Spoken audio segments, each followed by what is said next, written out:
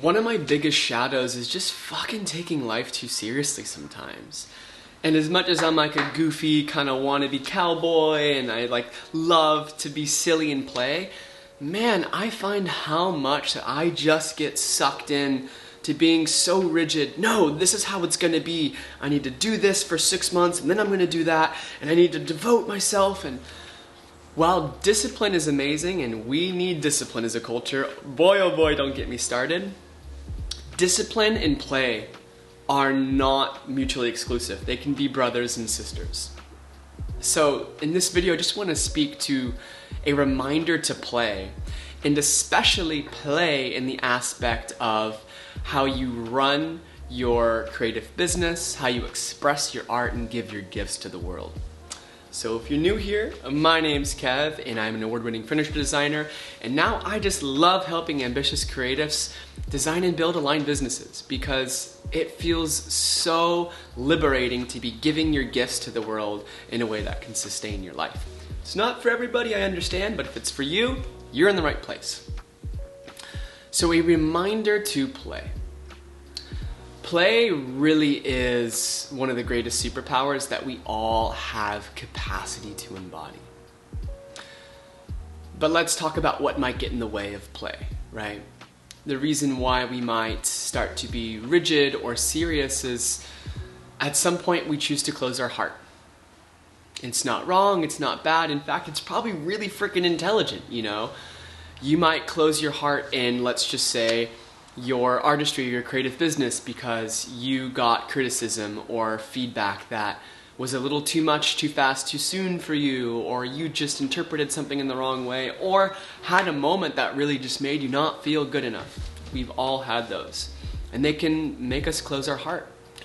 So that while we might still become a master at our craft, we don't embody that kind of opening, that kind of imbued energy into our work. And maybe that's your flavor and style, where the energy is a more closed, sort of cold energy in your work.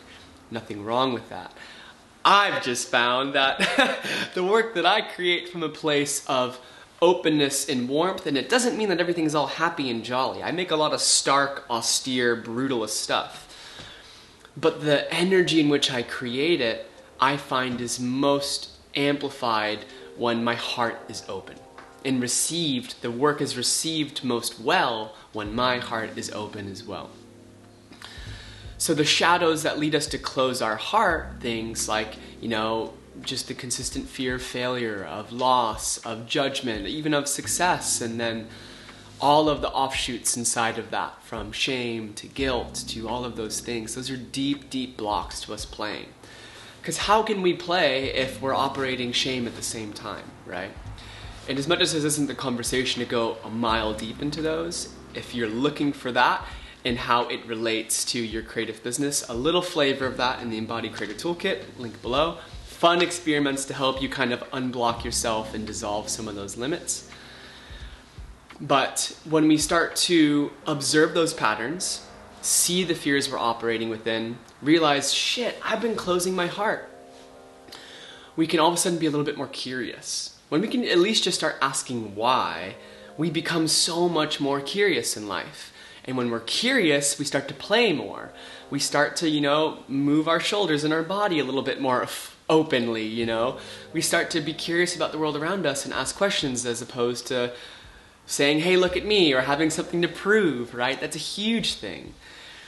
In the subtle moments where we have a choice to play over being serious, and there's a time for both, I get it.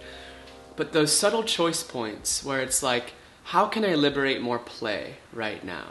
From just a deep, open-hearted belly laugh to, being inquisitive and really leaning into like someone's experience or your own work. Looking at your work is like, how can I make this more fun right now? Even just the process, not the actual work, not the actual offering. But that goes so far. And when we start pulling on that thread of play, we start awakening these parts of us. We really start awakening our freaking inner child, our little artist within us. We start awakening this creative energy that has been kinked and blocked by fears. Because play is such free, radical expression. When you're like in play, when you're laughing deeply with somebody, when you're flapping around out in the ocean, you don't give a shit about anything, so you're free. And what you create and do from that place of freedom is what you came here to embody, you know. And that freedom is available to you in all that you do. The way that you create and give your gifts to the world, the way you talk to a client on a phone, the way you write an email, the way you make a giant brutalist steel sculpture, down to the way you talk to the person that you love. Play and the discipline of being reflective and wanting to deepen yourself can exist at the same time. The more you can create structure even and use discipline to create structure to remind yourself to play is what's going to expand your capacity as a creative. Artist, designer, all of you guys. I'm always shocked by the people that I meet here. You guys are just a wild bunch. And I love it. Because I embody all these archetypes too, you know. So in your practice, I want to challenge you to add a little bit more play and curiosity. You can even just say, how can I have 10% more fun this week in my craft? Even if you're working on something that's not glamorous, how can I have just 10% more fun? And you might be shocked by how much that starts to impact the way you feel, the way your work is received, and just the general energy of what you're creating. Like, whoa! Like what I'm working on right now, because of all this just season of magic that I feel like I'm stepping into, it's like, dang, this is strong, this is powerful, and I kind of want to be bold and ruffle some feathers. It's like, right on, you know? Let's see what happens. Maybe the world completely rejects me and I get canceled, I don't know. But it's like kind of fun to just really embody that boldness and play, because I feel so much more free to express myself. So for what it's worth, I hope that this resonated. Play a little bit more in your art, your business, the way that you relate to the world. And if you want some deeper insight, you'll love my newsletter as well as the Embodied Creator Toolkit, sort of one-stop shop to give you all the experiments and resources to sort of become your most embodied self in your business. So thanks guys, appreciate you being here. See you in the next one. Ciao!